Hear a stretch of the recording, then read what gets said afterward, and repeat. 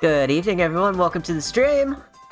Kind of a surprise stream tonight because I wasn't expecting to stream Kirby tonight, but I figured it was the best chance I had this week. Normally I get a 4-day weekend every other weekend, right? Like we've been talking about some previous pre-streams, but I get one this weekend, but tomorrow is Mario Wonder. So why would I stream tomorrow when I'm going to be busy playing Mario Wonder?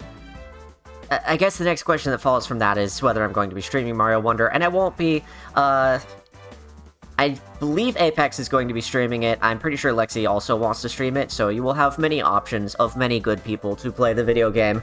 I just want to spend some time and play it with my partner. Apnu says, has the egg egged yet? Whomst?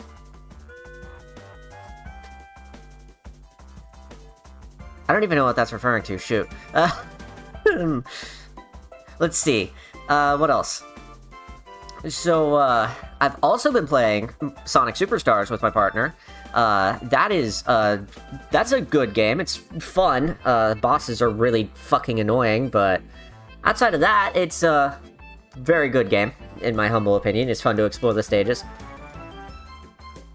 Having both of them back-to-back in contrast with each other is really going to bring out the, oh, Sonic Superstars is just mediocre, and Mario Wonder is a fucking masterpiece type deal, which, fine, whatever.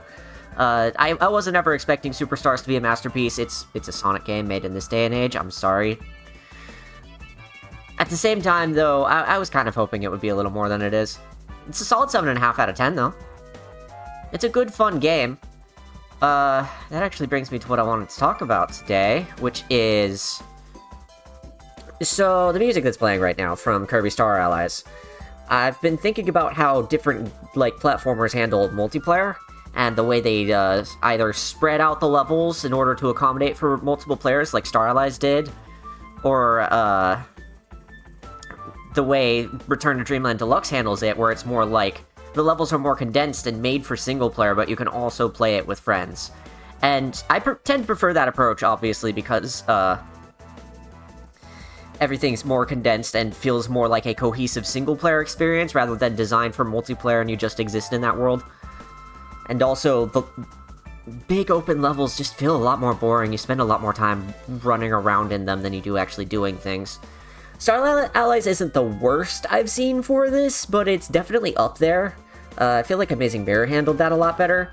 But I want to bring that to back to the context of Sonic Superstars and Mario Wonder, because Wonder's not out yet by a couple of hours, but all signs are pointing to the fact that you can't bump your friends off cliffs and shit means that they were able to condense the levels down a little more again. It feels more like a classic Mario game in that regard. Sonic Superstars goes the other way, where we just had Mania and a bunch of 2D classic Sonic single-player experiences, and then they made Superstars, which is this big open level design for exploring and running around in. The problem that Star Allies had, where you're kind of running around these open spaces and it feels very empty sometimes, is mitigated entirely in Superstars by the fact that you're just running really fast. Which I think was also what people were saying about the way that Sonic Frontiers sort of subverts the open world thing. Apple would know more about this because she was talking about it. I don't know if she's at Pizza Hut or whatever, but she was saying that Frontiers for her, the open world in Frontiers feels smaller because you can just run around. And you get to places faster than, say, Breath of the Wild and Link's slow-ass run speed. You can get to places fast in Breath of the Wild and Tears of the Kingdom, of course, but Frontiers solves this by you are playing as Sonic. And you get to run places.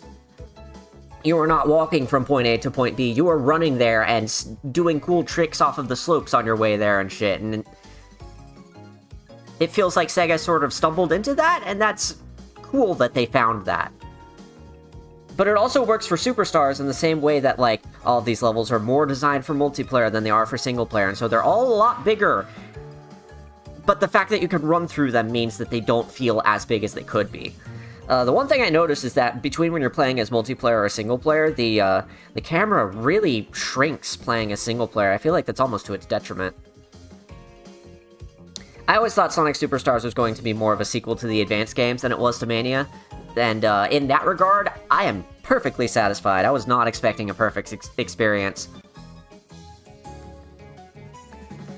Turret says Sonic will never recover from this. Oh, I'm sure he will get back up again and for another 7.5 out of 10 in about 6 years.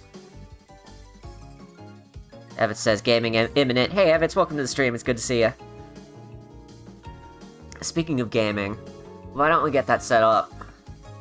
I was not entirely prepared for this stream. Like I said, I kind of wasn't expecting to stream tonight. I was actually expecting to stream earlier in the week, but that didn't really pan out. So I was barely able to get ready in time before we could start. So in just a little bit, we will start the stream.